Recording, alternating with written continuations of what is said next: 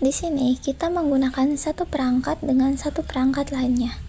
Pada bagian ini, kita mencoba memahami secara sederhana bagaimana kita dapat berkomunikasi dengan orang lain. Dengan kata lain, kita berkomunikasi antar satu pihak dengan pihak lainnya. Sebelum membahas lebih lanjut, dalam kehidupan sehari-hari, kita sering terlibat dalam proses pengiriman sesuatu, misalnya menggunakan jasa pengiriman paket. Namun, mengapa suatu paket tidak dapat dikirim tanpa adanya identitas? Hal ini dikarenakan kita memerlukan identitas yang jelas. Dalam proses pengiriman, kurir ataupun pengantar paket harus mengetahui dengan tepat kepada siapa paket tersebut ditujukan.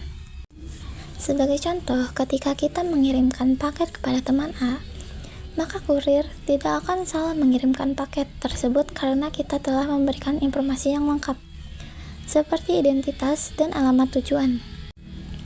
Hal ini serupa dengan konsep dalam jaringan komputer. Dalam jaringan komputer, kita juga memerlukan identitas berupa alamat jaringan untuk memastikan bahwa data atau paket yang dikirimkan dapat sampai ke tujuan yang benar. Identitas tersebut dikenal sebagai IP address. Sebagai contoh, kita dapat memberikan alamat IP 192.168.1.1 pada satu komputer dan 192.168.1.2 pada komputer lainnya. IP address merupakan sekumpulan angka unik yang memiliki aturan tertentu dalam penentuannya. IP sendiri merupakan singkatan dari Internet Protocol, di mana protokol berarti sekumpulan aturan yang harus diikuti. Oleh karena itu, sebelum menentukan IP address pada suatu perangkat, kita harus memahami terlebih dahulu aturan-aturan yang berlaku. Sebagai contoh, pada konfigurasi ini, PC1 akan diberikan IP address 192.168.1.1 dan PC2 diberikan IP address 192.168.1.2. Bagi yang belum memahami cara menentukan IP address, pembahasan tersebut akan dijelaskan lebih lanjut pada materi berikutnya secara lebih rinci. Selanjutnya, kita melakukan konfigurasi pada perangkat. Pertama, masuk ke menu desktop, kemudian ke IP configuration. Pada bagian ini, kita mengisi alamat IP versi 4 address dengan 192.168.1.1. Untuk subnet mask digunakan 255.255.255.0. Sementara itu, default gateway dan DNS server belum perlu dikonfigurasi pada tahap ini. Perlu diketahui bahwa IP address selalu berpasangan dengan subnet mask.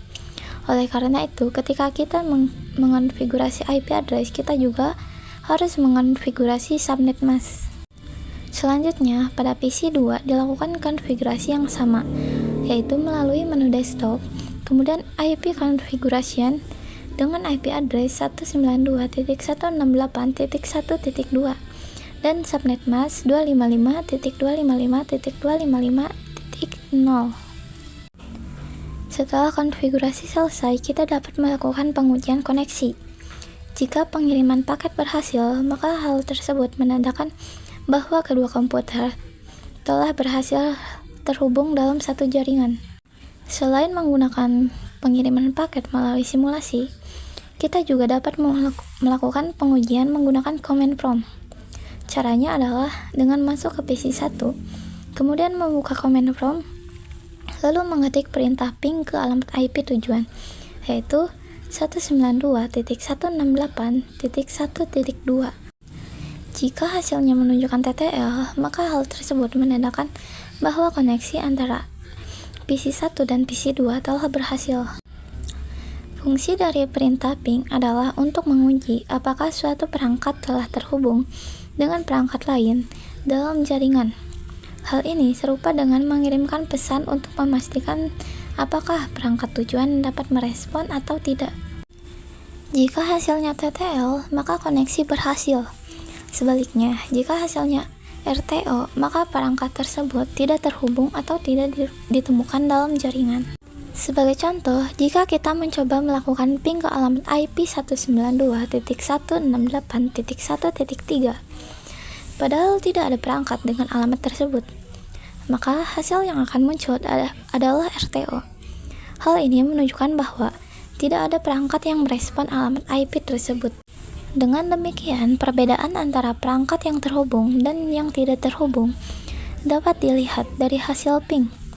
Perangkat yang terhubung akan memberikan respon TTL, sedangkan perangkat yang tidak terhubung akan menunjukkan RTO. Selanjutnya, pengujian juga dapat dilakukan dari PC2 ke PC1 dengan menggunakan perintah ping ke alamat IP 192.168.1.1. Jika hasilnya TTL, maka koneksi kedua perangkat tersebut telah berhasil. Dengan demikian, pembahasan mengenai konfigurasi ping pada jaringan sederhana ini dapat disimpulkan bahwa kita telah berhasil membangun komunikasi antara dua perangkat.